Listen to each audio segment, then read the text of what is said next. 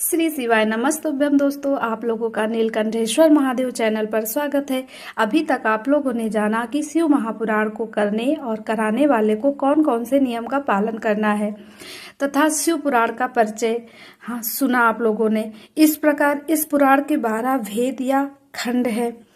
आप लोगों ने जाना इसके कितने भेद और कितने खंड हैं। केवल विद्येश्वर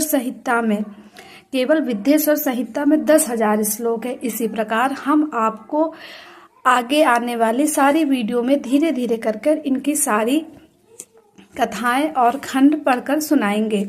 और हाँ, आप लोग वीडियो को पूरा सुनना। हे महादेव, जो कोई भी आपका ये शिव महापुराण सुन रहा है उसके घर में कभी भी किसी चीज की कमी ना हो। धन पुत्र से उसका घर हमेशा भरा रहे। तो चलिए अब हम लोग सुनते हैं भगवान शिव के लिंग एवं साकार विग्रह की पूजा के रहस्य तथा महत्व का वर्णन। कि जो लोग उन 3 तत्व को नहीं पूरा कर सकते हैं, उन 3 तत्वों को नहीं कर सकते हैं जो ऋषि मुनि ने बताए हैं, तो कलयुग के लोग किस प्रकार शिव जी की आराधना करके कैसे यहाँ से पाप से मुक्ति पा सकते हैं। तो आइए आगे सुनते हैं। सूत जी कहते हैं, सौनक जो श्रवण, शंकर के लिंग एवं मूर्ति की स्थापना करके कीर्तन और मनन इन तीनों साधनों के नित्य उसकी पूजा करे तो संसार सागर से अनुष्ठान में सामर्थ्य ना हो वह भगवान पार हो सकता है। वचना अथवा छल न करते हुए अपनी शक्ति के अनुसार धन राशि ले जाए और उसे शिवलिंग अथवा शिव मूर्ति की सेवा के लिए अर्पित कर दे। साथ ही निरंतर उस लिंग एवं मूर्ति की पूजा भी करे। उसके लिए भक्ति भाव से मंडप, गोपुर, तीर्थ, मठ एवं क्षेत्र की स्थापना करे तथा उत्सव रचाए। वस्त्र, गंध, पुष्प, धूप, दीप तथा पुआ और शाक आदि व्यंजनों से युक्त भांति भांति के भक्ष्य भोजन अन्न नौवेग रूप में समर्पित करे। छत्र, ध्वजा, व्यंजन, चामर तथा अन्न अंगों सहित रजोपचार की भांति सब समान भगवान शिव के लिंग एवं मूर्ति को चढ़ाएं। प्रदक्षिणा, नमस्कार तथा यथाशक्ति जप करे। आवाहन से लेकर विसर्जन तक सारा कार्य प्रतिदिन भक्ति भाव से संपन्न करे। इस प्रकार शिवलिंग अथवा शिव मूर्ति में भगवान शंकर की पूजा करने वाला पुरुष श्रवण आदि साधनों का अनुष्ठान न करे तो भी भगवान शिव की प्रसन्नता से सिद्ध प्राप्त कर लेता है। पहले के बहुत से महात्मा पुरुष लिंग तथा शिव मूर्ति की पूजा करने मात्र से भव बंधन से मुक्त हो चुके हैं। ऋषि मुनियों ने पूछा, मूर्ति में ही सर्वत्र देवताओं की पूजा होती है, लिंग में नहीं, परंतु भगवान शिव की पूजा सब जगह मूर्ति में और लिंग में भी क्यों की जाती है। सूत जी ने कहा, मुनीश्वर, तुम्हारा यह प्रश्न तो बड़ा ही पवित्र और अत्यंत अद्भुत है। इस विषय में महादेव जी भी ही वक्ता हो सकते हैं। दूसरा कोई पुरुष कभी और कहीं भी इसका प्रतिपादन नहीं कर सकता। इस प्रश्न के समाधान के लिए भगवान शिव ने जो कुछ कहा और उसे मैंने गुरु जी के मुख से जिस प्रकार सुना उसी तरह क्रमशः वर्णन करूंगा। एकमात्र भगवान शिव ही ब्रह्मरूप होने के कारण निष्फल निराकार कहे गए हैं। रूपवान होने के कारण उन्हें सफल भी कहा गया है। इसीलिए वे सफल और निष्फल दोनों हैं। शिव के निष्फल निराकार होने के कारण ही उनकी पूजा का आधारभूत लिंग भी निराकार ही प्राप्त हुआ है, अर्थात शिवलिंग शिव के निराकार स्वरूप का प्रतीक है।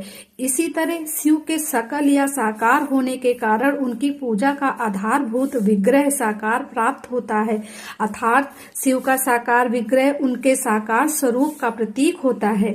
सकल और अकल समस्त अंग आकार सहित साकार और अंग आकार से सर्वथा रहित निराकार है। रूप होने से ही वे ब्रह्मा शब्द से कहे जाने वाले परमात्मा हैं।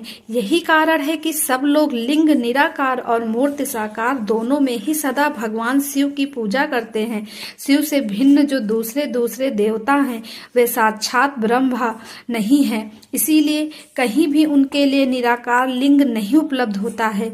पूर्व काल में बुद्धिमान ब्रह्मपुत्र सनत कुमार मुनि ने मंदराचल पर नंदीकेश्वर से इसी प्रकार का प्रश्न किया था। सनत कुमार बोले, भगवान शिव से भिन्न जो देवता हैं उन सबकी पूजा के लिए सर्वत्र प्रायः वेद मूर्ति मात्र ही अधिक संख्या में देखा और सुना जाता है।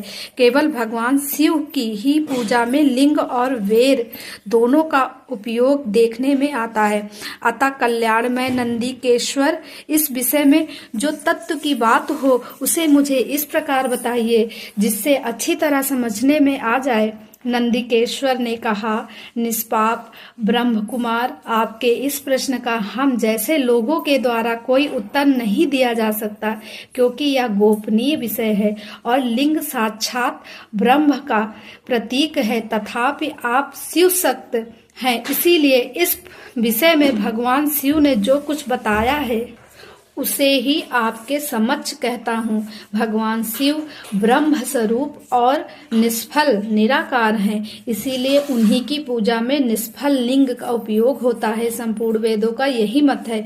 सनत कुमार बोले, महाभाग योगींद्र, आपने भगवान शिव तथा दूसरे देवताओं के पूजन में लिंग और वेद के प्रचार का जो रहस्य विभाग पूर्वक बताया है वह यथार्थ है। इसीलिए लिंग और वेद की आदि उत्पत्ति का जो उत्तम वृतांत है उसी को मैं इस समय सुनना चाहता हूँ।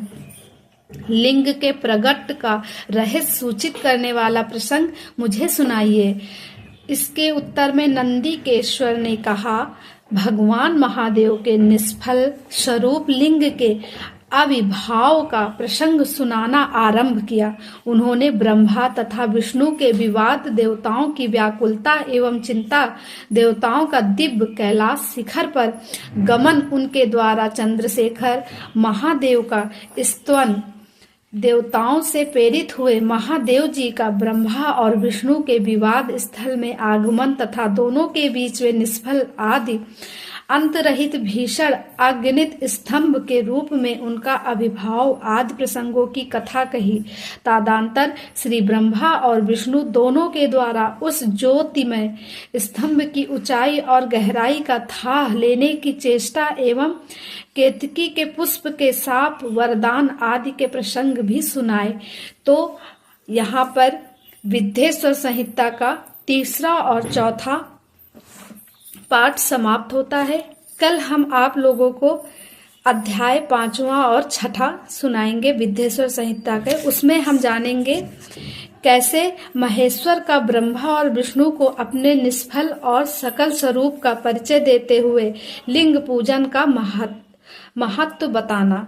ठीक है, तो आगे अगले वीडियो में हम लोग जानेंगे कैसे केतकी के पुष्प को श्राप मिलता है, किस प्रकार इस लिंग की स्थापना हुई है इस पृथ्वी लोक पर, क्यों सबसे ज्यादा शिवलिंग की पूजा को मान्य बताया गया है।